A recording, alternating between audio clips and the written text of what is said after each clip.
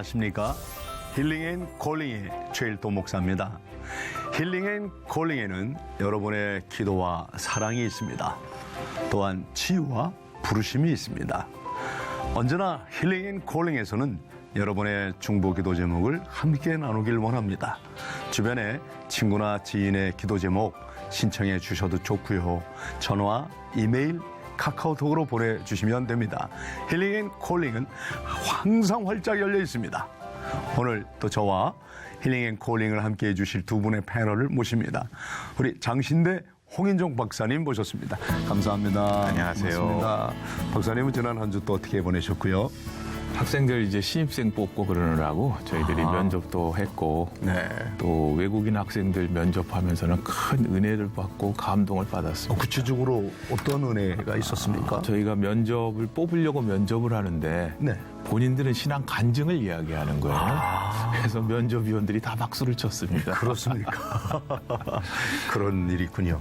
또 우리 박정숙 네. 교수님도 벌써 1월 23일이에요. 네. 그래서 한 달이 벌써 지나가는구나 이런 생각을 하면서 내가 새해 계획한 걸 잘 하고 있나. 만약에 못했다면 우리 그 음력으로 살 날이 있으니까 다시 계획을 세워야겠다 이렇게 네. 생각하고 있습니다. 새로운 시작을 늘 다시 한번 할 수 있다는 거 너무 좋죠? 네, 너무 신정, 감사한 부정 있는 일인 거 거예요. 감사해요. 감사한 일이에요. 여러분 새해 세운 계획들 잘 실행하리라고 믿고 있습니다. 제가 기도로 우리 힐링앤콜링을 시작하도록 하겠습니다. 하나님 아버지 고맙고 감사합니다. 새해 새 뜻을 가지고 또 힐링앤콜링을 시작하려고 합니다. 너희는 내게 부르짖으며 와서 내게 기도하면 내가 너희를 들을 것이요 너희가 전심으로 나를 찾고 찾으면 또한 나를 만나리라 하신 우리 주님을 만나기 위하여 오늘도 이 방송합니다. 하나님, 이 방송 보는 사람마다 하나님 음성 듣게 해주시옵소서. 하나님의 부르심을 깨닫게 해주시옵소서. 2017년 인간적인 눈으로 새로운 것이 없고 큰 변화가 보이지 않아 답답해 보이는 이 세상이지만 우리 하나님만이 등불이 되어 주심을 믿습니다. 고백합니다. 주님, 우리의 기도 들으시고 응답해 주실 줄로 믿습니다. 작은 신임에도 귀 기울여 주시는 주님, 귀 밝으신 우리 하나님, 오로지 하나님만 바라보고 구합니다. 하나님께서 찾고 구하는 자에게 항상 응답해 주심을 믿고 감사하며 우리 힐링앤콜링을 시작하고자 합니다. 마치는 시간까지 함께 해주시며 온전히 주님께 영광을 올리는 힐링앤콜링이 되게 해 주시옵소서. 아멘. 예수님 이름으로 간절히 기도합니다. 아멘.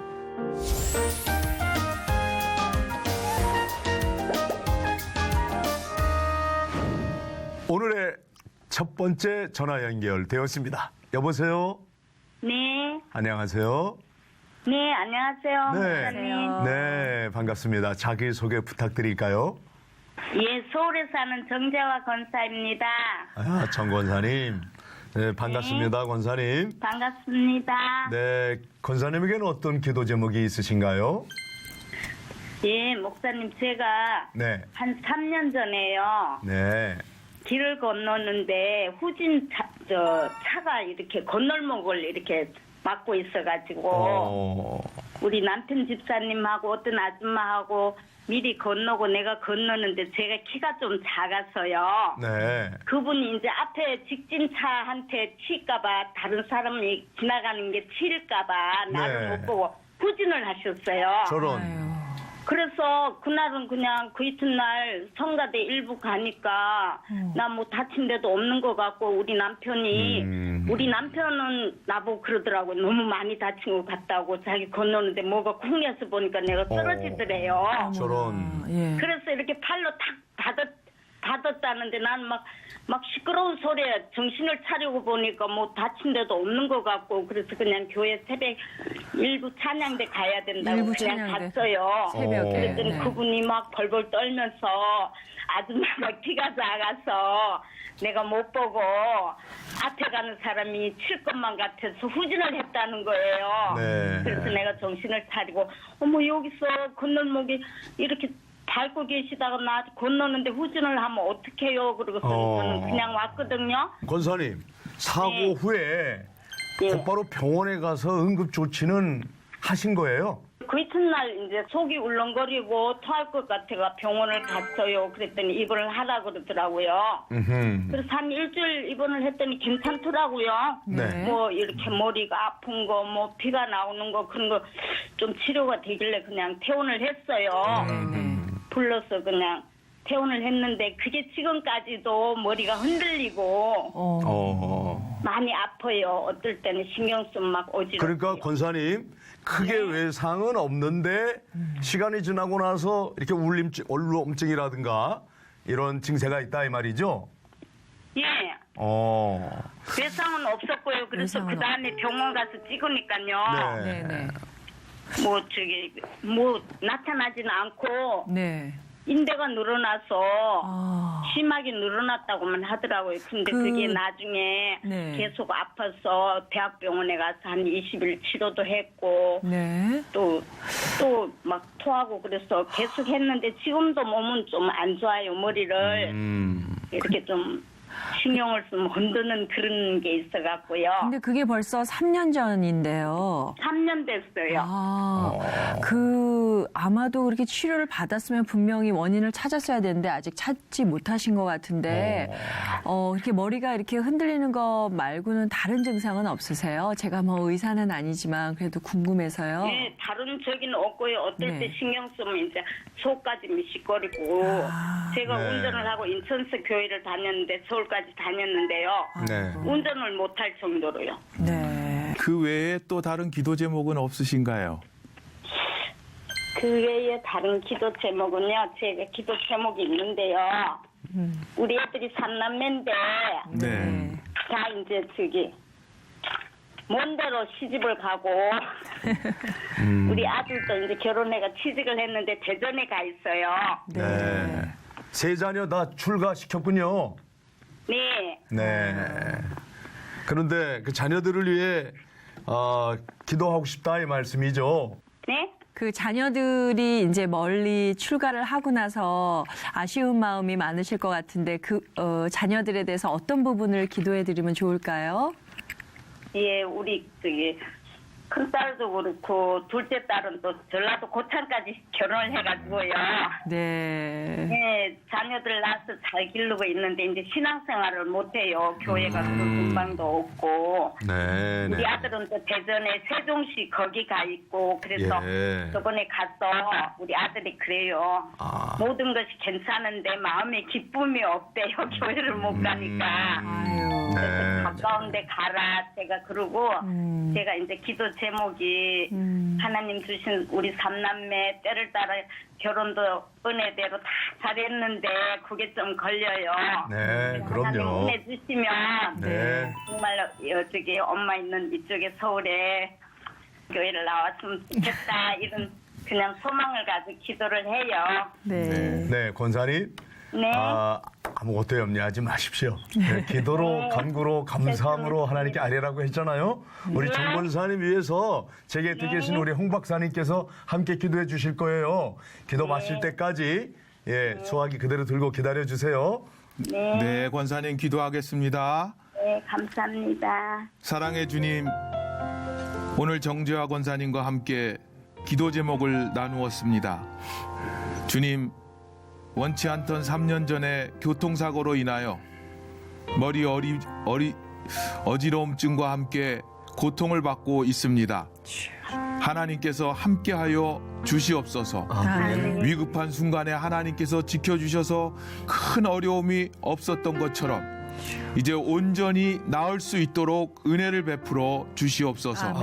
몸이 불편하신 가운데도 3남매를 위하여 간구하는 어머니의 기도를 들어 주옵소서. 3남매가 자녀를 잘 낳았을 뿐만 아니라 믿음 가운데서 신앙생활을 기쁨으로 하기를 소원하오니 하나님께서 길을 열어주셔서 좋은 교회를 찾게 하시고 아멘. 믿음 생활하게 하시고 믿음을 통하여 온 가족이 하나 되는 귀한 역사가 일어나게 하여 주시옵소서. 아멘. 어머님의 기도와 어머님의 신앙과 어머님의 헌신이 자녀들에게 자녀 손들에게 전달되어서 믿음의 가문 믿음의 가족이 되게 하옵소서. 아멘. 예수님 이름으로 기도합니다. 아멘. 네, 권사님. 네. 그 어지럼증 속히 완쾌하실 겁니다. 아멘. 아멘. 믿으시고요. 자녀들도 하나님께서 책임져 주실 것을 반드시 믿으시기 바랍니다. 권사님 아멘. 힘내세요. 네. 네, 전화 주셔서 목사님, 고맙습니다. 감사합니다. 새해 복 많이 받으시고요.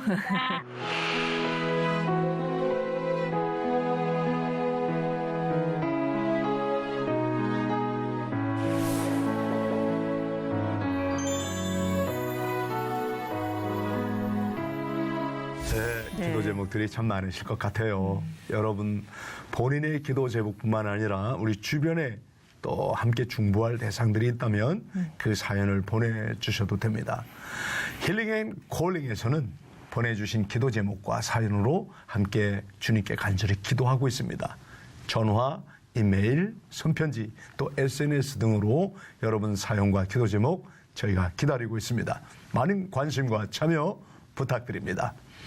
자, 두 번째 전화 연결이 됐습니다. 전화 연결해 보겠습니다. 여보세요?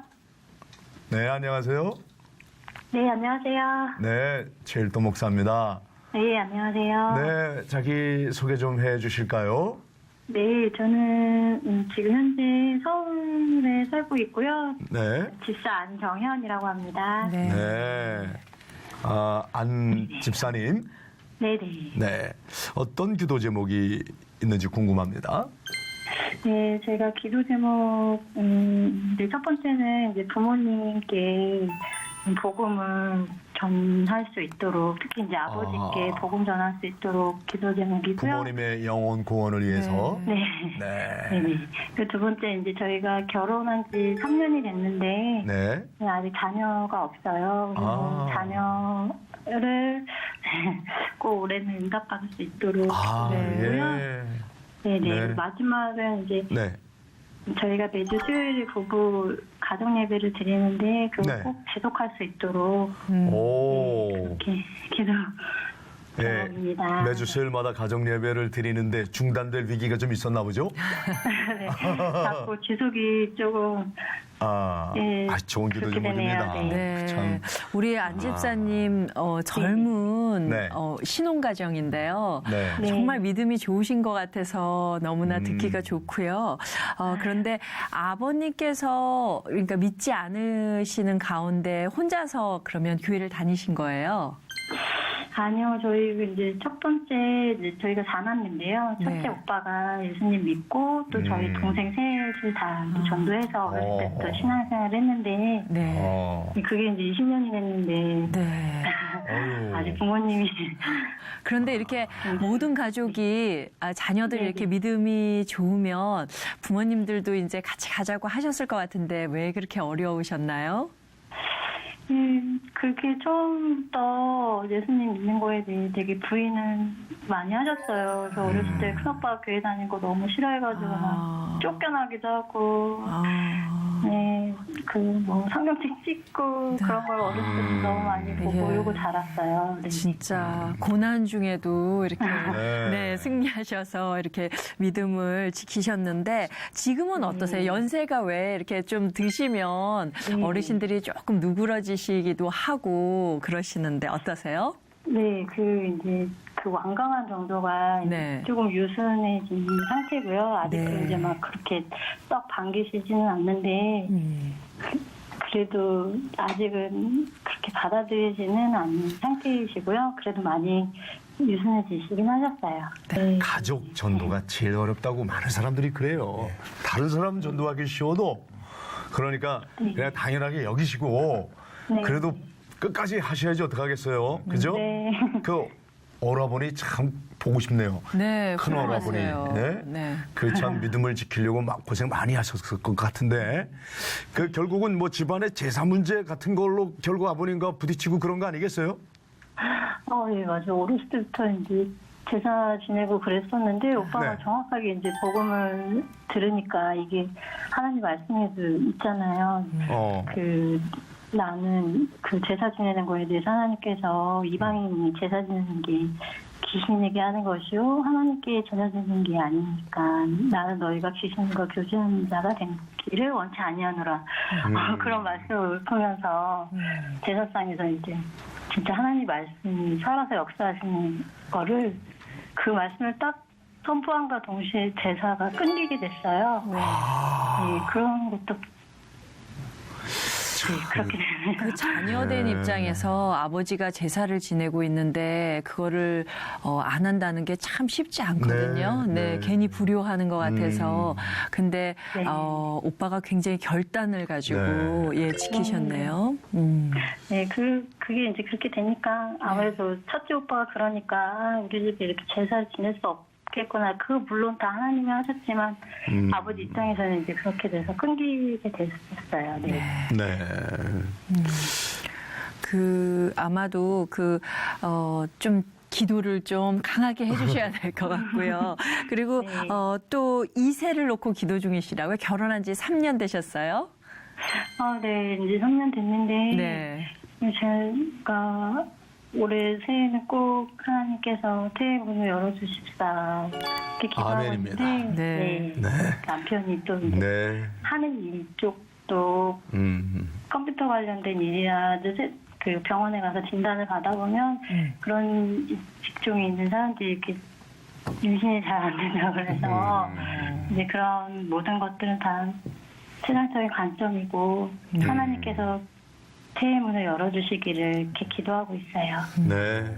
믿음으로 사는 젊은 부부이시고 네. 또 수요 예배를 이렇게 꼭 드리고 싶어하는 그런 마음으로 신앙생활 하시면 하나님께서 태도 네. 열어주시리라 생각이 듭니다. 아멘, 아멘입니다. 네. 제가요, 네, 감사합니다. 우리 안 집사님 기도 제목을 놓고 시청자들과 함께 간절히 기도하겠습니다. 네, 기도 끝날 감사합니다. 때까지 수화기 놓지 마시고 우리 네. 함께 같이 기도해요. 네, 감사합니다. 사랑과 은혜가 충만하신 하나님 아버지 감사합니다. 오늘 우리 안 집사님 기도 사연 하나님도 들으셨죠? 이제 응답해 주시옵소서. 아멘. 사남매가 큰 오랍 오빠의 큰 믿음으로 모두 신앙생활하는 기적을 나타내 보여주셨습니다.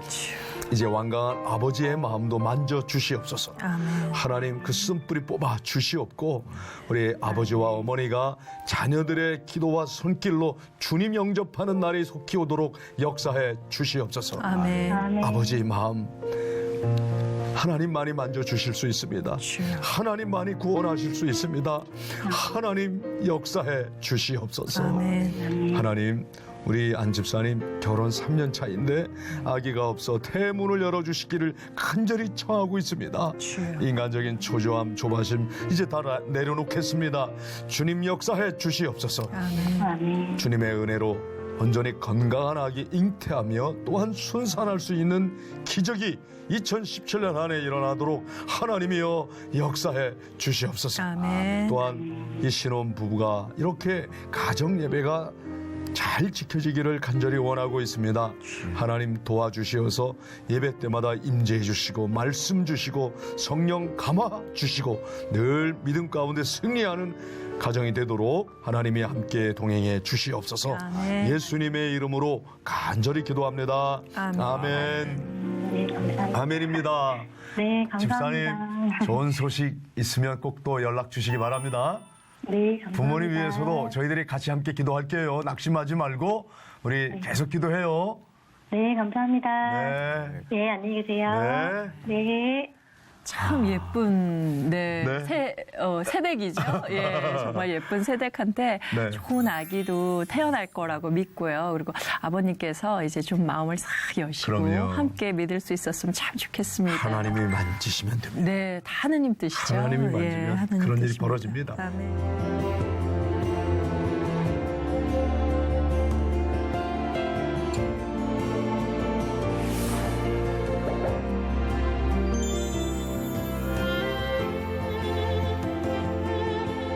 (2017년은) 종교개혁 500주년의 해입니다. 그 시리즈로 나로부터 시작하는 작은 개혁. 오늘은 통일 시대를 준비하자라는 주제로 함께 이야기를 나누려고 합니다. 먼저 영상부터 보시죠. 올해로 한반도 분단 72주년. 우리는 지금 통일을 얼마나 준비하고 있을까요? 2016년 12월 통일연구원의 조사에 따르면 젊은 층일수록 학력과 소득이 높을수록 통일보다는 분단되어진 현 상태를 더 선호하는 결과가 나왔습니다. 현재 한국 경제의 침체와 불안한 정치, 그리고 북한의 6차 핵실험과 탄도미사일 실험이 예측되는 가운데 국민들의 통일에 대한 관심은 점점 더 멀어지고 있습니다. 전 세계의 유일한 분단 국가인 우리나라가 해결해야 할 통일 과제들은 무엇일까요? 첫 번째, 여전히 냉랭한 남북의 관계 때문에 북에 있는 가족을 만나지 못한 채 고령화된 이산가족 문제가 있습니다. 통일부 발표 2016년 이산가족 실태조사 결과에 따르면 이산가족 찾기 신청자는 51,174명. 그중 77%는 이산가족과 관련해서 민간교류의 허용과 활성화가 필요하다는 의견을 내며 남북한 관계에 물꼬가 트이길 소망하고 있습니다. 또 하나, 김정은의 공포정치와 함께 해외 파견 근로자에게 경제적인 억압으로 2016년 작년 한 해 한국을 찾은 탈북민은 1,417명. 탈북민 3만 시대를 맞이하면서 정부의 대책 마련이 시급한 상황입니다. 이에 한국교회는 통일을 대비하기 위해 적극적인 행보를 보이고 있는데요. 한반도 평화연구원에 따르면 개신교 목회자 10명 중 8명은 교회의 통일 준비가 필요하다고 생각하고 있는 것으로 발표했습니다. 목회자들은 교회가 통일기금을 준비할 필요가 있다에 74%, 통일세를 납부할 용의가 있다에 69%의 답변을 하면서 일반인보다 더 적극적으로 통일에 대한 준비와 기대를 가지고 있는 것으로 나타났습니다. 2017년은 통일에 보다 한 걸음 더 나아갈 수 있도록 교회와 교단이 서로 연합해서 준비해야 할 때입니다. 네, 지금 우리 한국 안에는 이 정치적인 어려움을 겪다 보니까 통일에 대한 우리들의 관심이 좀 줄어든 것도 사실입니다. 네. 세계 유일의 분단 국가라는 타이틀이 항상 붙어 다니는데요. 홍 박사님이 어떻게 생각해야 될까요? 동양의 예루살렘을 평양이라고 그러고 네. 우리 장로의 신학대학교 전신이 그렇죠. 평양신학교인데 네. 그렇게 생각하면은 너무 우리가 그 평양 대부흥 사건 또 신앙의 선교지로서 순교한 토마스 선교사라든지 또 자유를 찾아서 신앙을 찾아서 떠나오는 탈북민들이라든지 그런 거를 생각하면 또 북한의 지하교회 성도들 네. 우리가 잊지 않고 통일이 빨리 앞당겨지기를 우리 교회가 앞장서야 되지 않겠나. 사실 한시도 잊지 말아야 될 부분이죠. 네. 그래서 지금 통일에 대해 더 자세한 내용 알아보기 위해 권호성 목사님과 전화가 연결돼 있습니다. 불러보겠습니다. 목사님. 예, 안녕하세요. 아유, 권 목사님 오랜만입니다. 반갑습니다. 예, 오랜만입니다. 네. 네, 우리 목사님께서 독일 통일 교회가 열다라는 그 책을 내시기도 하셨어요. 네. 목사님께서는 독일이 통일되면 그 시절 통일이 되던 그 시절 독일에서 그 과정을 지켜보신 몇 분 중에 또 한 명이시잖아요. 네네네. 네, 당시 독일 교회의 역할에 대해 저희들에게 좀 구체적으로 소개해 주시겠어요? 예, 제가 그 독일에 있었던 때가 1988년도부터 네. 1994년도니까요. 이제 독일 헤센나사우 교단의 선교 동역자 일을 했습니다. 네. 그런데 1990년도에 통일이 이루어졌으니까 그렇죠. 제가 88년도 분단됐을 때 그곳에 가서 분단 시대를 경험했고요. 또 실제로 막 통일이라는 그 과정 한 2년 정도 직접 지켜봤고 네. 또 한 4년 정도는 그 기간 중에 이제 초기 후유증이 어땠는지 아주 딱 그 기간 중에 제가 독일에 있었습니다. 네. 네. 그래서 그 말씀하신 것처럼 독일 교회가 도대체 어떤 역할을 통일에 했나. 네. 실제로 독일의 통일은 교회가 그 문을 열었다. 이렇게 아주 한마디로 요약할 수 있을 것 같습니다. 네. 그렇군요. 정말 네. 목사님 말씀을 들으니까 가슴이 설렙니다. 혹시 우리나라에도 그런 기적이 곧 일어난다면 얼마나 좋을까 이런 생각이 들면서요. 그렇죠. 네. 독일이 통일을 이루는데 교회가 열었다라고 하셨는데 가장 네. 큰 원동력은 뭐라고 보세요? 예, 그때 1989년도가 그 계기가 있는데 그때가 동유럽 전체 변혁이 있었습니다. 네. 그러면서 이제 정치적으로는 자유민주주의를 지향하고 또 경제적으로는 공산주의에서 자본주의로 넘어오고 네. 또 하나 이념적으로는 민족주의 분위기가 굉장히 강했죠. 네. 그래서 그때 사회주의 국가들이 다 민족 단위로 연방 국가들이 독립을 했는데요. 네. 뭐 구소련 같은 경우는 15개 나라로 민족 단위로 나뉘었고 나눠졌죠. 체코슬로바키아는 체코와 슬로바키아로 나뉘었고 이렇게 다른 데는 다 나뉘었는데 유고슬라비아 내전까지 있었죠. 그래서 네. 6개 공화국, 2개 자치주, 뭐 세르비아, 크로아티아 이렇게 다 나뉘었는데 독일은 민족주의가 원심력이나 구심력으로 작동을 했습니다. 오히려. 예, 왜냐하면 그 동독과 서독이 나뉘어 있었는데 이건 하나의 독일로 통일이 됐는데요. 네. 이게 이제 계획인데 그것을 했던 실질적인 원동력은 동독 그 주민들 네. 혹은 시민들의 노력이 아주 강력히 있었죠. 네. 왜냐하면은 동독은 뭐 동서독이 서로 합의해서 통일된 게 아니라 서독이 흡수 통일이 됐는데요. 네. 동독 정권이 무너지고 나서 우리가 하나의 민족이니까 그럼 서독과 하나가 되자. 근데 이런 과정을 겪었습니다. 근데 교회가 그 과정에서 영적인 리더십을 발휘했습니다. 네. 정신적인 지주 역할을 했는데 함께 기도했나요?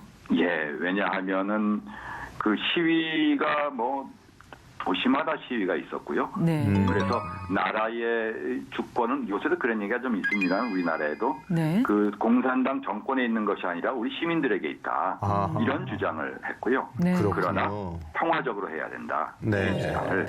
이제 이것이 어떻게 진행이 됐냐 하면은 동독의 지역의 중심 교회에서 평화를 위한 기도회를 월요일마다 가졌습니다. 아, 교회에서. 네. 예, 그 83년도부터 기도회를 쭉 가졌는데 처음엔 뭐 50명, 100명 모였는데 아. 사회가 막 변혁이 되니까 사람들이 모이기 시작해서 아. 그래서 통일기도회를 6시에 시작해서 7시 반쯤 끝나고 나면 그리고 이분들이 교회 나가면 그때부터 시위가 시작이 됐습니다. 평화적 시위가. 그 처음에는 2만이 모였다가 네. 그다음에 10만이 모였다가 55만 도시인데 75만 명이 모이고 네. 어느 도시고 그 처음에 라이프지 니콜라이 교회에서 시작했는데 네. 베를린이나 뭐 어느 도시고 전국에서 기도회가 열리고 기도회 끝나고 시위에 나가고 매주 월요일마다 시위가- 했단 말이죠. 예예. 예. 그래서 시위가 그 무혈로 당시에 그 중국 같은 경우는 천안문 사태에서 사람이 죽고 했는데 네. 인간주의 같은 국가인데 무혈로 평화적인 시위가 이루어졌고 이 평화적인 시위로 공산당 정권이 장벽을 개방했고 정권이 무너졌죠. 네. 그러면서 야 그럼 우리가 평화적으로 통일을 하자. 네. 이제 그렇게 돼서 서독에 합쳐지게 된 그런 그래서 교회가 정신적인 영적인 리더십을 굉장히 발휘했습니다. 예. 통일 도국에 있어서 독일에 있어서는 이제 교회가 영적인 리더십을 발휘했는데 지금 북한에는 좀 우리와 함께 할 수 있는 교회도 그렇게 있지 그렇죠. 않고 또 핵실험은 계속하고 있고 네. 또 그래서 살지 못해서 도망 오는 탈북자들도 많고 그런데 그렇죠. 우리 남한 쪽에서 북한을 원조를 해야 되는 건지 말아야 되는 건지 예, 그렇죠. 예, 어떻게 그, 보시나요, 목사님께서? 예, 통일은 결국에 권력과 관련된 문제죠. 즉 통일된다는 얘기는 한쪽 권력이 무너지든지 두 권력이 합쳐서 새로운 권력을 만들든지 뭐 그런 거기 때문에 네. 남북 정권이 어떻게 어떤 자세를 갖느냐 그런 게 굉장히 중요한데요. 그러나 그 구체적인 과정에 들어가기 전에 전쟁 중에도 상대방을 만나거든요. 그래야 또 대화도 진행하고요. 네. 맞습니다. 판문점에서 우리 네. 평화 정전협정 한 것도 역시 그런 전쟁 과정에서도 만나고 네. 최소한의 신뢰를 유지하는 게 통일이 굉장히 중요하다고 봅니다. 네. 서로 당사자 간에. 근데 정권 차원에서 그게 쉽지가 않으니까요. 네. 그래서 교회가 인도주의 그 역할, 교류, 교회니까 할 수 있고 교회가 또 해야만 하는 거죠. 네. 예를 들면은 뭐 유아용품이나 약품이나 이게 정권 차원에서는 권력의 눈으로 뭔가 되고 안 되고 하는 게 있는데 네. 인도적인 지원은 식량이나 교회가 할 수 있는 저는 기본적인 사업이라고 생각합니다. 네. 굶어 죽고 있는 사람이 있고 아파서 죽어가는 사람들이 있을 때 교회가 아무리 힘들고 손가락질을 받아도 적대감을 해소하고 신뢰를 구축하는데 그 원수가 없는 건 하나님의 일이라고 얘기를 하셨거든요. 네. 원수를 먹고 마시게 하는 거는 우리 사람의 일이라고 로마서 12장 19장에 나오는 말씀처럼. 저는 그거는 교회가 어떤 일이 있어도 해야 된다고 봅니다. 맞습니다. 교회가 해야 될 일인데요. 네. 권 목사님, 제가 알고 있기로는 공적인 업무로 또 북한도 여러 번 방문하셨고 누구보다도 북한 상황을 잘 알고 계신 우리 한국의 목사님 중에 한 분인데 이 한국교회 통일에 대해서 권면하시고 싶은 것 참 많으실 것 같아요. 네. 전하고 싶은 메시지 핵심으로 한번 좀 간략히 말씀해 주시면 고맙겠습니다. 첫 번째는 북한을 보는 시각이 단순히 멸절시키고 없애버리는 대상이 아니라 네. 통일 과정에서 동반자다. 이건 굉장히 다르게 결과를 동반자 인식을 가져라. 네. 네, 동반자 의식 이건 뭐 남북 정부가 이미 합의한 내용이기도 네. 하고요. 또 하나는 사명감인데 일제 시대 때는 아마 그 우리의 역사적 과제가 독립이었을 겁니다. 분명히. 저희가 그 시대를 경험하지 않았어도 네. 분단 시대에는 통일이 우리 사명이어야 된다. 특별히 네. 평화적인 통일이 교회 사명으로 기도 제목이어야 되고요. 예. 저는 그런 점에서는 하나님께서 우리 이 땅에서 통일에 대한 하나님의 계획이 있고 우리를 부르신 소명이 있는데 그걸 발견하고 우리가 기도하고 이런 일들이 교회가 해야 되는 아주 중요한 과제라고 생각을 합니다. 네. 아유, 우리 권호성 목사님 말씀 들으니까 뭐 시간 가는 줄 모르겠고요. 네. 더 듣고 싶은데 제한된 시간 들어서 안타까운 마음도 있습니다. 너무도 귀한 시간 내주셔서 감사합니다. 목사님, 예, 올 한 해 주님 안에서 승리하시기 바랍니다. 예, 감사합니다. 네. 감사합니다. 네. 새해에는 통일을 위해서 정말 우리가 한 마음 한 뜻을 모아서 간절히 기도하고 또 준비해야 할 것 같습니다. 우리 홍 박사님께서 우리 좀 기도해 주시면 고맙겠습니다. 네, 함께 기도하겠습니다. 우리와 함께 하시는 아버지 하나님, 이 시간 조국의 통일을 위하여 함께 기도합니다. 우리 대한민국은 지금 많은 어려움들을 겪고 있지만 그런 시급한 일들을 바라보느라 정말 우리 민족의 가장 중요한 일 중에 하나인 통일을 잊고 있었습니다. 주님, 1907년 평양 대부흥 하나님께서 일으키셨고 올해로 110주년을 맞는 이때 평양의 복음이 회복되어지고 이 땅의 평화적 통일이 이루어지는 귀한 역사가 일어나게 하여 주시옵소서. 아멘. 2017년 새해에는 가슴 깊이 품고 교회와 나라와 성도들이 이 나라, 이 민족이 평화적으로 통일되는 일을 다시 기도할 수 있도록 주께서 큰 은혜를 베풀어 주시옵소서. 아멘.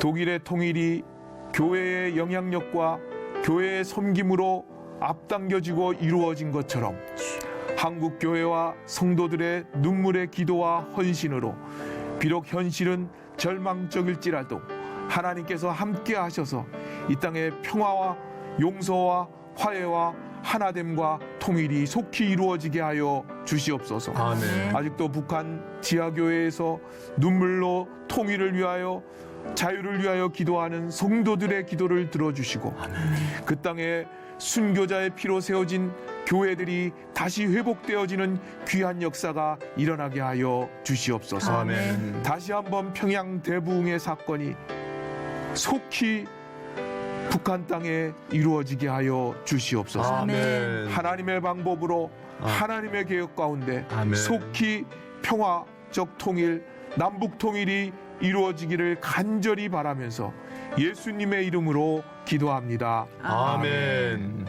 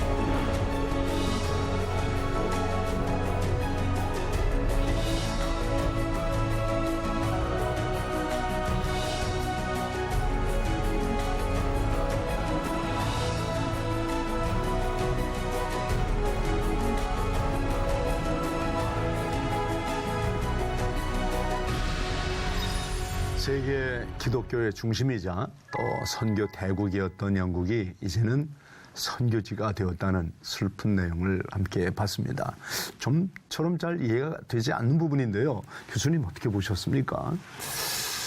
글쎄요, 영국의 교회가 술집으로 바뀌었다든지 이슬람 사원으로 변했다 그런 이야기를 종종 경험하게 되는데 문화적으로는 기독교인이다 이렇게 자기를 볼 수는 있을지 모르지만 신앙생활을 하는 사람이냐 그거는 아닌 것 같은. 그러니까 당시 크리스찬입니까? 그러면 예라고 대답하는 사람은 있는데 여전히 있는데 사실은 신앙생활을 하지 않는다 이 말이죠. 네, 그를 이제 명목상의 크리스찬이라고나 할까요? 아, 참. 그렇습니다. 2016년 5월 영국의 가디언지에 따르면요. 영국에서는 기독교 엑소더스가 일어났다. 이렇게 표현을 하면서요. 교회를 이탈하는 영국 청년들에 대한 언급을 했습니다.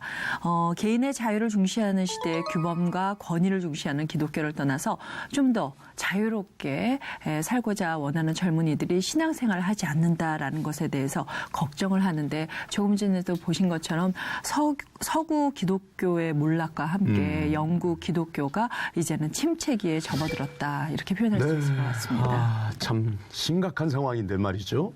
오늘은 특별히 영국에서 선교하시는 금은숙 선교사님과 전화로 연결해서 자세한 현지 소식 듣도록 해보겠습니다. 선교사님. 네, 안녕하세요. 목사님. 네. 반갑습니다. 선교사님, 구체적으로 선교사님 자신의 소개 좀 해주시겠어요?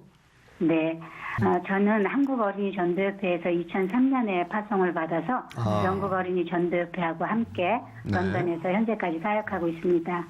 지금은 이제 안식년으로 들어와 있는데 3월 말에 다시 선교지로 돌아갑니다. 오늘날의 영국을 설명하는데 가장 적합한 표현이 뭘까라고 생각해보면 다민족, 다문화 사회라는 것일 거예요. 네. 그래서 런던에서만 사용되는 모국어의 수가 300여 개가 넘은 상태고 또 런던 인구의 약 25%가 이민자거든요. 네.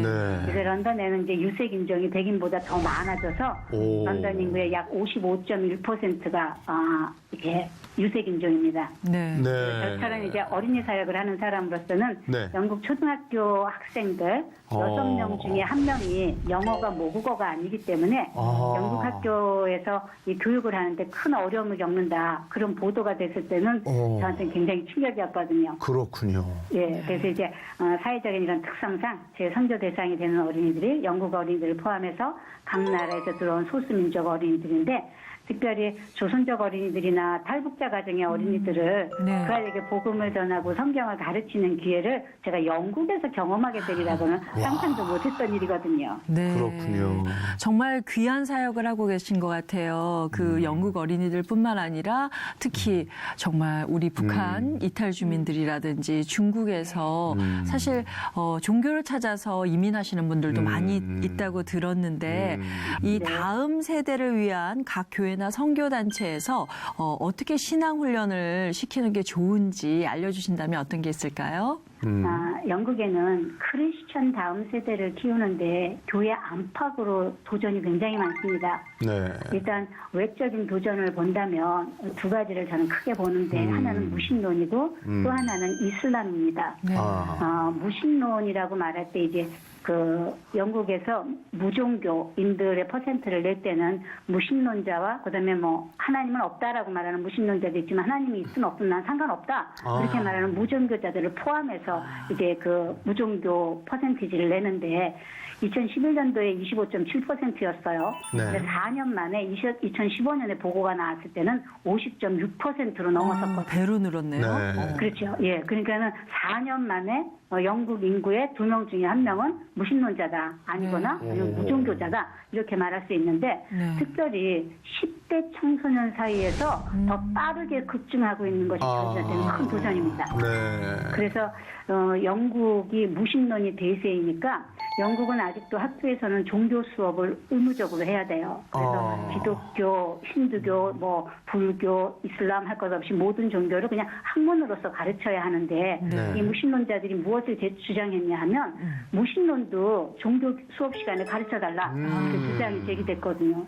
그럴 정도로 이 지금 현재 영국 사회는 하나님을 이렇게 배제시킨 더 나아가서는 하나님을 대적하는 철저한 세속사회가 됐다라는 것이 큰 도전이고요. 네. 그다음에 또 한 가지 이제 이슬람인데 네. 이슬람이 시민권을 갖고 있는 영국에 사는 사람들을 한 310만 명 정도로 봅니다. 네. 근데 뭐 불법으로 들어와 있거나 공부하러 오거나 사업을 하러 오거나 아니면 난민 신청해놓고 기다리는 사람들을 모두 포함한다면 현재 영국에 있는 무슬림들이 500만에서 550만 정도를 보고 있어요. 그런데 공식적인 310만 명의 숫자 중에서도 3분의 1이 한 100만 명이 넘는 이 숫자가 15세 미만의 어린이하고 청소년입니다.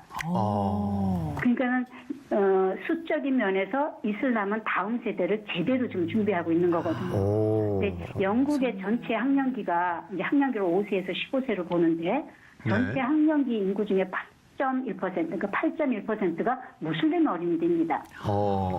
그리고 영국 같은 경우는 이제 매년 신생아가 태어나면 가장 인기 있는 그 남자아이, 여자아이 신생아 이름이 뭐냐 하는 것들을 보고해요. 네. 근데 최근에 와서는 남아 어린이들의 가장 인기 있는 신생아 이름이 모하메드입니다. 그러니까 그만큼 지금 이슬람의 많다는 다음 얘기네. 세대들은 그래요? 계속해서 늘어나고 있는 거고 그 아이들의 영향력이 이제 앞으로 멀지 않은 시간에 보게 될 수 있죠. 네. 선교사님. 시장님, 네네. 그 한때 네. 선교 왕국이었던 영국에서 네. 그러면 우리 아이들이 영국에서 자라나는 아이들이 지금 성경 말씀을 모르고 자라나고 있다는 이야기입니까? 제가 지금 이제 이 도전 중에 네. 내적인 도전이 바로 그 부분이에요. 그러니까 네. 교회 안에서 이 크리스천 다음 세대를 지원해야 되는데 네. 내적으로 도전이 오는 게 뭐냐 하면은 이제 아모스 8장에 있는 말씀이 정확하게 이 현실들을 지금 설명해주고 있는데 네. 아모스에 보면은 그런 말씀 있잖아요. 양식이 없어서 주림이 아니고 물이 없어 가람이 아니라 여호와의 말씀을 듣지 못한 기갈이 있다라고 말씀하셨잖아요. 네. 근데 그런 것처럼 교회의 어린이 사역과 청소년 사역에서 하나님의 말씀인 성경을 가르치는 것이 심각할 정도로 약화되어 있습니다. 예를 든다면 교회에서 이제 주중해야 하는 어린이 클럽들이 있어요. 그럼 한 90분 정도 프로그램이 진행되어지면 예. 어린이들이 처음에는 와서 한 40분 내지 50분은 그냥 스포츠를 하고 게임을 하면서 놉니다. 그리고 난 다음에는 한 30분 정도 이제 과자도 굽고 뭐 케이크를 데코레이션 하기도 하고 만들기도 하면서 시간을 보내고요. 그리고 아이들에게 이제 간식을 먹고 좀 쉬고 나게 한 다음에 10분도 채 되지 않는 시간에 성경의 이야기를 들려줍니다. 그러니까 성경을 가르친다기보다는 그냥 성경 이야기를 들려주는 거예요. 다시 말하면 성경을 가르치는 것이 어린이나 청소년 사역의 중심에 있지 않고 활동이 중심이 된 어린이 사역의 대세라는 거죠. 세상에. 선생님, 우리 종교 현황 통계 보고를 보면 청소년으로 내려갈수록 이제 무교가 급증하고 있다고 보여지고 있고 네. 또 우리나라도 이제 다문화 사회로 가고 있고 그렇다고 본다면은 영국을 바라보면 우리나라의 다음 세대도 이렇게 보인다고 생각이 드는데요. 가장 큰 어려움이 있다면 그 영국 다음 세대의 가장 큰 어려움은 어떤 것이 있을까요? 영국의 어린이들이 그냥 사회적인 문제를 봤을 때 이제 그런 이야기, 그런 보고가 미국에 있는 잡지 중에서 포린 폴러시라고 하는 그 잡지가 전 세계적으로 어린아이들을 키우기에는 가장 열악한 지역 5개 나라를 선정했었어요. 네. 근데 그 선정한 나라 중에서 이라크나 지임바브웨 그리고 콩고 민주공화국, 인도 근데 이런 곳에서는 어린이 노동이라든가 그다음에 어린이 소년병, 소녀병들, 그다음에 에이즈나 이런 기근으로 인한 그런 아이들의 기근. 영양실조 이런 문제들이었는데 네. 그 5개 나라 중에 한 나라가 영국이었어요. 5개 중에 하나가. 예, 5개 나라 중에 하나가 영국인데 영국의 문제는 뭐 빈국도 어린이 아니고요. 그런 게 아니죠. 빈곤 뭐 이런 건 전혀 상관이 없어요. 예. 그 아이들이 고통을 받고 있는 건 이 땅의 아이들은 술, 그다음에 담배, 마약, 그다음 미성년자 임신이에요. 그러니까 이런 것들로 인하여서 지금 청소년하고 어린이들까지인데 네. 예를 들면은 청소년 10살 난 어린아이가 알코올 중독이 돼서 치료를 받는 일들이 일어나고 그다음에 폭력이 너무 난무한 상황이기 때문에 10살 난 어린아이가 법원으로부터 자기 마을에 어디까지는 접근할 수 없다는 접근 금지 명령을 받고 이런 식으로 이 아이들이 이제 15세, 그러니까 중학교 또래의 아이들이 그런 네. 표현을 썼었어요.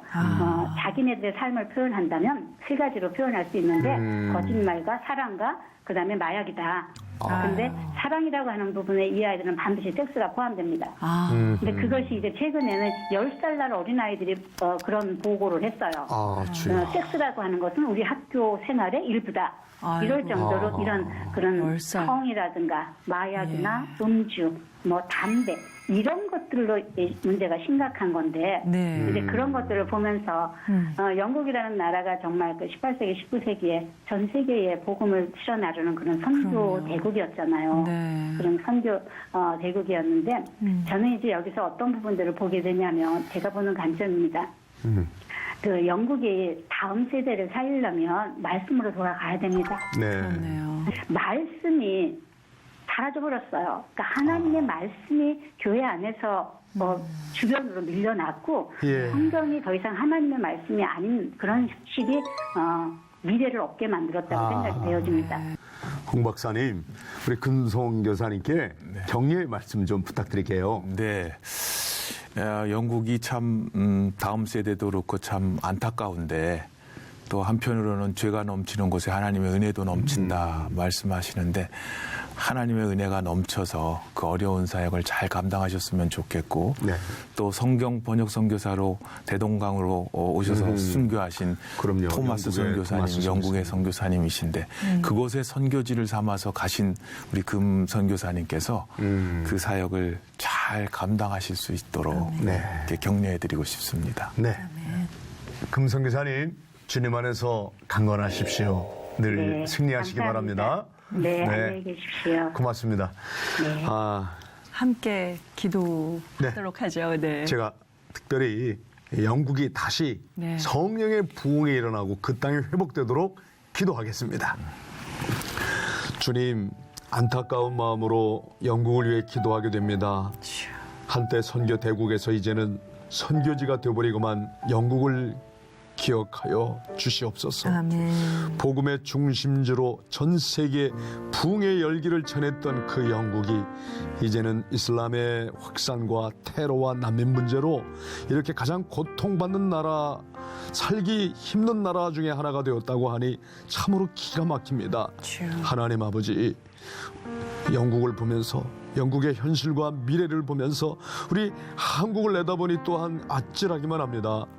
자유주의 신학과 인본주의 철학이 이렇게 복음의 능력을 가리우게 되었는데 우리 또한 이걸 경계하며 어떻게 해서든지 복음이 증거되는 이 땅 되게 하시고 이 땅에서 더욱 영국을 위하여 기도할 수 있게 해주시고 많은 사람도 파송하게 주시옵소서. 아멘. 게다가 많은 젊은이들이 기독교를 떠나 자유만을 추구하면서 타락의 삶을 살아가고 있다고 하오니 하나님, 종교 없는 이들, 무종교라고 선언하는 이들 안타깝게 여기시고 구원하여 주시옵소서. 아멘. 찬란한 기독교 유산이 팔려나가고 인권과 법 때문에 온전히 말씀을 전하기도 어려운 나라가 되었다고 하오니 주여 다시금 영국에 뜨거운 성령의 불길 내려 주시옵소서. 아멘. 다시 한번 일어서게 해 주시옵소서. 이제 안식년을 마치고 다시 영국으로 돌아갈 우리 금은숙 선교사님을 기억해 주시고 한마음 되어 기도하고 복음을 전하는 모든 선교사님들, 사역자들을 하나님 붙들어 주시옵소서. 아멘. 그분들의 이런 아름다운 선한 행위가 꼭 열매 맺게 하여 주시옵소서. 아멘. 예수 그리스도의 이름으로 간절히 기도합니다. 아멘.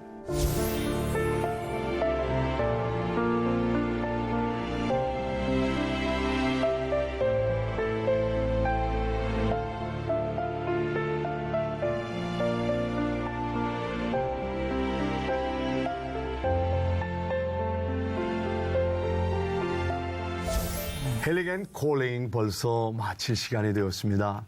홍 박사님, 마지막으로 좀 해주실 말씀이 우리가 나시죠? 기도할 제목들이 너무 많다. 맞습니다.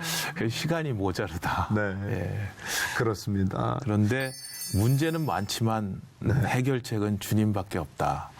그 생각을 했습니다.